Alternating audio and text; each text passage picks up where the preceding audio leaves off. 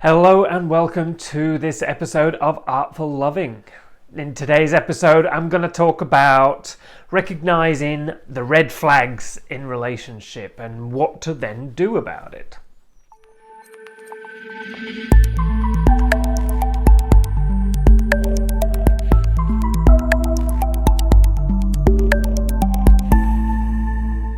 Hi, I'm Nick Tovey, relationships and intimacy counselor, coach, educator, and the author of the book, The Revolutionary Man.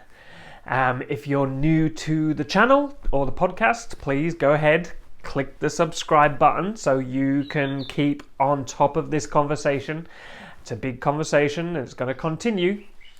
And if you want to learn a little bit more about myself and my work, then you can go to my website, nicktovey.com, and check out some of the information there. And of course, if you have any questions or you want to engage with me on a one-on-one or as a couple situation, then please get in touch and we can have a chat. So what do I mean by a red flag? Well, ultimately what I'm talking about are signs that tell us that something in this relationship or in this particular person isn't compatible and isn't going to work. So it may be a behavior, it may be a value, it may be something particularly strong like abusive situations, that give us the information, some level of data that tell us this just isn't going to work. But of course, a lot of people aren't very good at picking these red flags up, and sometimes when we do pick them up, we ignore them or we brush it aside and think, we can work on this, or this is something I can make do with, I can allow this person to be the way they are, even though maybe that's not so good for me. So it's really important that we get to recognize these signs and then we have some ability to do something about it. So red flags, of course, can be a whole manner of things, and it's a very subjective experience what we're talking about, because a red flag for you might be something different to what a red flag is for me. And so it's a very individual, subjective experience, and it's very important for us as individuals to really think about this, to consider what are the things that are red flags for me. What is it about certain people, certain behaviors, certain whatever it is that aren't gonna work for me? So we need to really look at our own values and decide what values are so important to me that I need to actually make a stand for them and not accept anything that brushes up against them the wrong way in a relationship. So a red flag could be anything from, like I said just then, a value difference, a difference in values. That's, of course, a very subjective experience. Or it could be things like abusive behavior. And of course, that's something that is going to be much more obvious, hopefully, for us to see and to spot.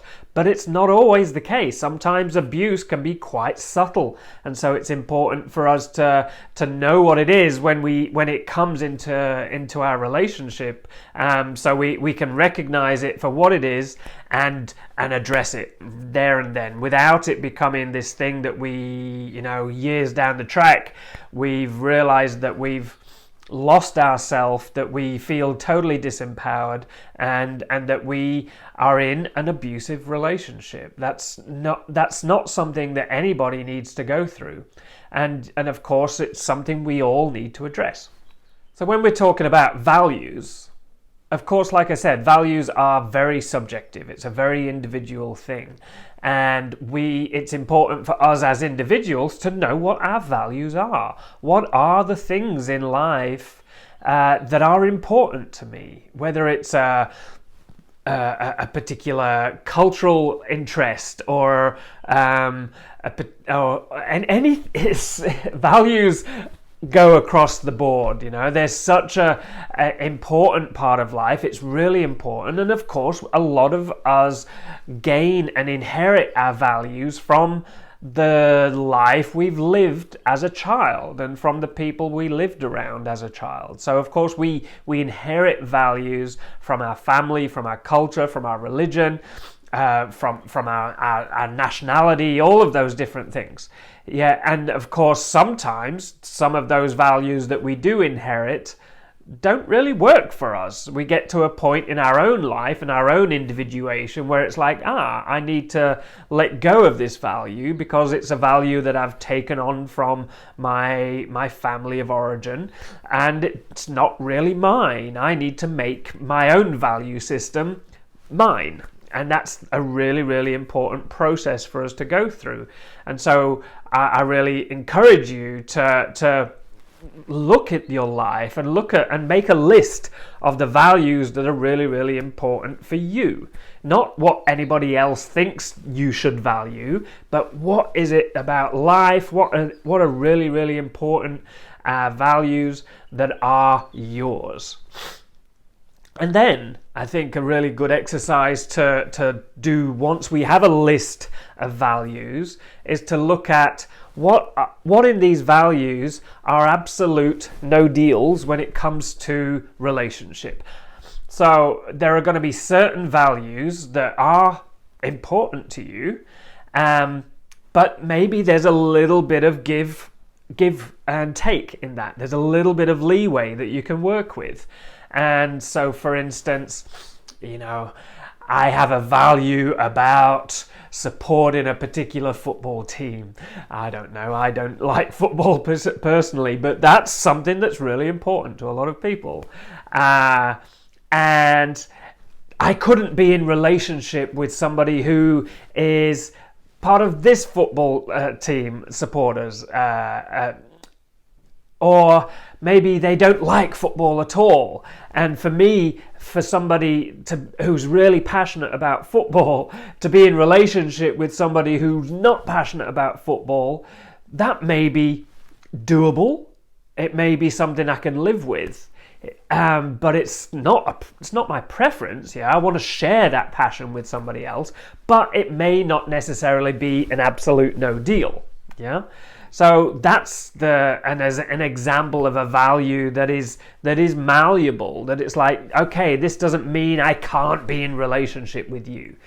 And then there are going to be certain values where are absolute no deals. Yeah, I know for myself, when I look at my value system and my no deals in my value system, of course, there are certain things that I am willing to.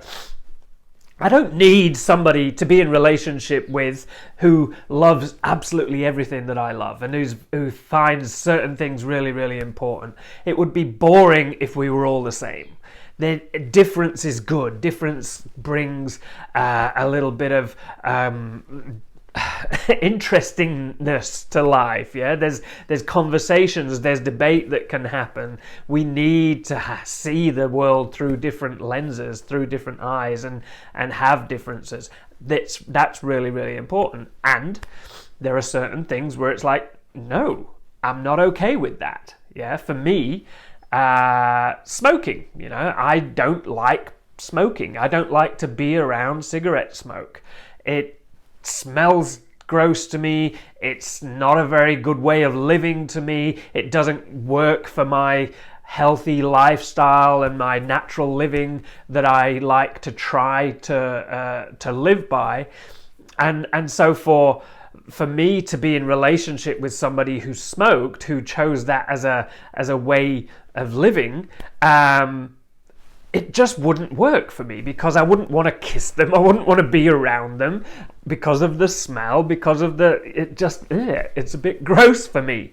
But that's my thing, it may not be yours, and that's okay. And the thing is, if somebody chooses to smoke, that's fine, go for it. You do you. I just don't want to be in relationship with you. That's the real simplicity of the thing. It's not a judgment. Well, it is in a way, but I don't condemn you for your choices, and I can still love you, but I'm going to do that from afar. I'm not going to be in relationship with you. Similarly, for me, I couldn't be in relationship with somebody who just didn't have the level of conscientiousness about how they interact with nature and the planet. For me, they're important values. So it's about finding commonalities for me. It's like there are certain things where it's like, yes, we're on the same page, and that's going to work.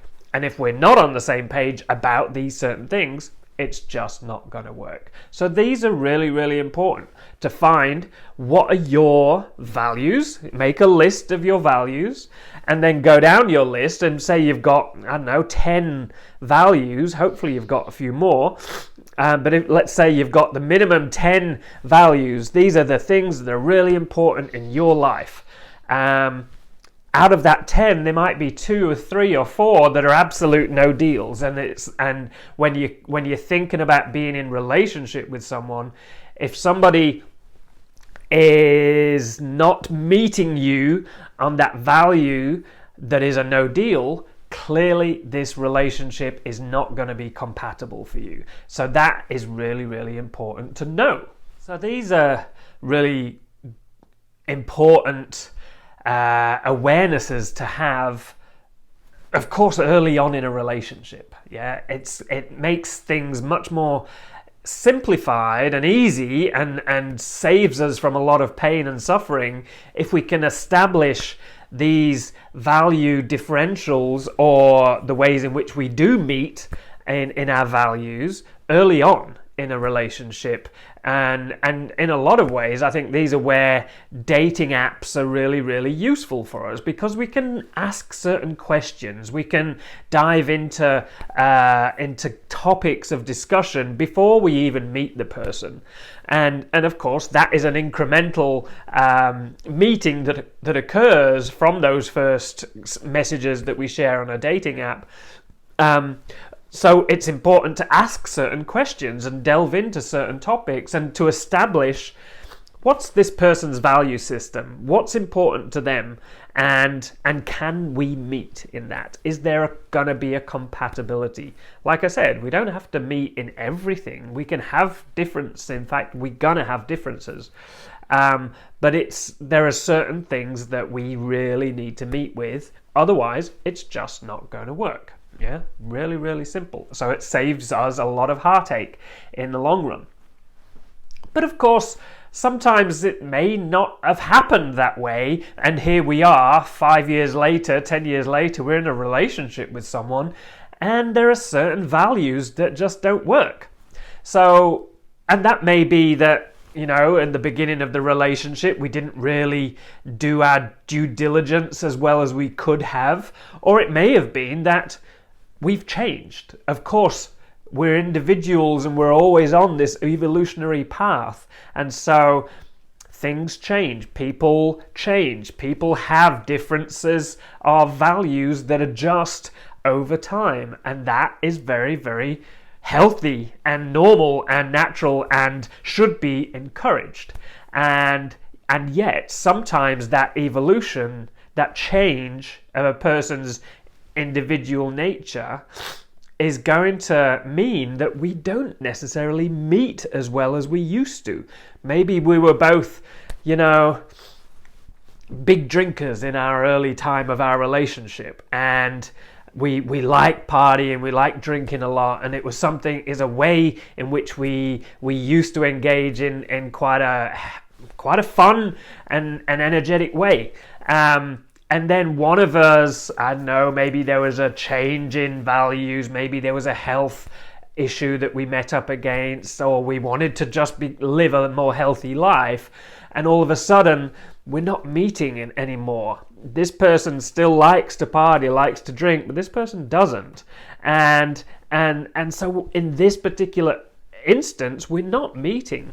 And that could turn into a no deal. That could turn into something where it's like, we are no longer compatible.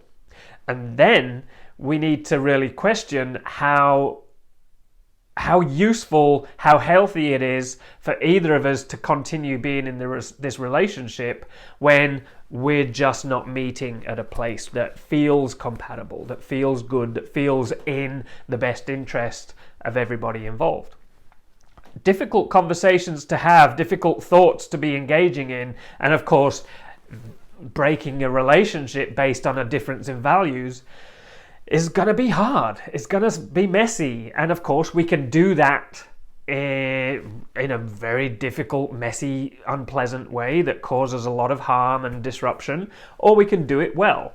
And of course, that's probably another conversation for another day in another episode, because ending relationships is really, really difficult and doesn't have to be this big shit fight that causes destruction. Yeah, so we can do that in a more mature and more healthy and hopefully fulfilling way. But the important thing is that if we have a really strong mismatch of values, we need to recognize the lack of compatibility, and it would be a disservice to not only ourselves but to each other to continue being in a relationship under duress. It's not going to serve anybody. And so it's important to call it when it needs to be called. And like I said, that's not an easy call to make, but we need to make it sometimes. So let's talk about some of the more devastating mismatches and red flags that we need to look at. Yeah, so this is when things start to become potentially moving towards abuse or downright abusive. Yeah, so like I said before, these aren't always easy to see. Of course, we can look at violence being it's very clear for the most part. It's not always. Yeah, physical violence, it's very obvious. You know, a smack is a smack. There's no getting away from that. That is wrong. That is not okay. That is nothing that anybody should have to endure in a relationship. Physical violence, there's just never a place where that's okay. Yeah, in a relationship. So if it happens once, it's going to happen again. So I think it's important to, if that is an experience that you're having or have had, you need to call it for what it is. This is physical violence. This is a physical abusive relationship that you're in. And of course, that could become very, very dangerous to call it and to address it. But you need to address it. It needs to be done. You cannot let that go any further than it has already. Yeah. And I want to make a point here in not genderizing this, because abusive relationships can happen in any sort of relationship, whether it's same-sex relationships or heteronormative relationships, and it can be any gender that exhibits abusive behavior. Yeah, this is not a gendered subject. And it can very often become a very gendered subject. Of course, abuse can happen in many different ways. And I think this is the important thing to consider. It's not always overtly physical. And it can be much more subtle. It can be things like emotional manipulation. It can be gaslighting. It can be subtly controlling a person's behavior or their finances or the people that they hang out with. You know, if somebody's saying to you and giving you hints, whether they may be overt or more subtle, about the way you dress, yeah, or about the people that you hang out with, or your family members, or the way in which you live your life. These are subtle ways of controlling you. And so these are extremely big red flags that we need to look out for. And like I said, sometimes these red flags are hiding behind a smile. Sometimes these red flags are hiding behind charisma and seduction and sexiness and and fun and humor, and yet so they become easily concealed and make, some people are very, very clever at how they manipulate and how they covertly operate in a very abusive manner. What I think is important to understand whenever we're talking about any level of abuse, the common themes is power. Yeah, one person is trying to have power over another. So somebody is standing in the powerful, dominant position and trying to suppress and oppress the other person in the relationship. And of course, that can be done in so many different ways, as I just mentioned. So of course, anything physical is very obvious. That's just not okay. We should not stand up for that and allow that to happen. Even if it's somebody you're not involved in, yeah. If you see this in a friendship relationship or family members, it's something we need to really support that victim and the perpetrator to address. Yeah, it's not okay. It's just not okay. As well as the other factors of abuse, they're not okay either. But I think the physical abuse is much more easier to see. Anything that is manipulative, coercive, controlling in any way. And I think the important thing is to see, for us to be able to recognize these things. There's a feeling we have when somebody is doing this towards us.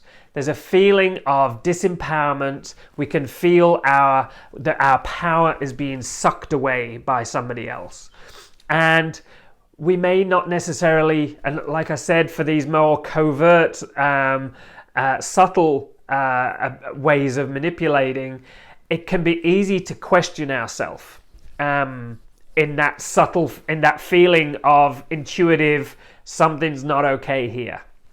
If we feel this, I'm being sucked dry here, I'm being controlled in some way, my power is being taken away, then that is a really good sign. It's a very felt experience. We feel it in the body. We feel this depletion, this ickiness. This is a transgression of your boundaries. Somebody's overstepping the mark, and then taking away from you without consent. This is something. This is abuse. Yeah, it is an intentional. They may not necessarily know they're doing it, but there's a part of them that absolutely knows that they're doing it. Yeah, so these things can often be an unconscious behavior that they're engaged in, but when called on it, it's going to be very, very obvious to them what they're doing. They may deny it. That's also very true. In fact, they often will, but that's okay. Let them do what they need to do. You don't need to be in relationship with them. Get the hell out. Yeah, very, very big, important red flag to look at. Of course, when we feel that we're being lied to, yeah, if we feel that a partner is lying, is concealing truth, which is just as bad as lying, it's the same thing. If there's manipulation or any sort of gaslighting involved in that non-disclosure of truth, which there often is, they go hand in hand together. Lying is a way of controlling you. Yeah? Lying is a way of controlling you by limiting your reaction to the truth. Yeah, so it's like if I don't give you the truth, then then you can't react, and you can't get mad at me for doing something that I shouldn't have done.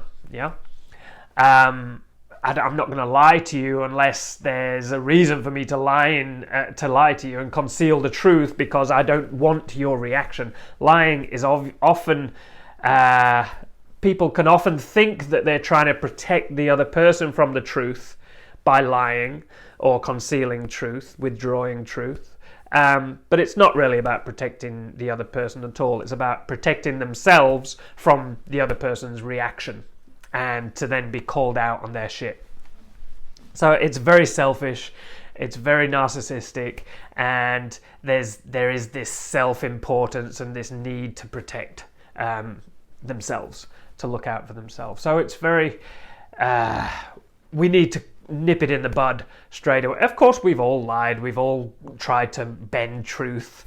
We've all not disclosed. And I think this is probably a way in which people will often try and justify their lying. Is like saying, I didn't lie, I just didn't tell you the truth. I didn't say anything. Yeah. So by not disclosing, by not speaking, we're just as guilty.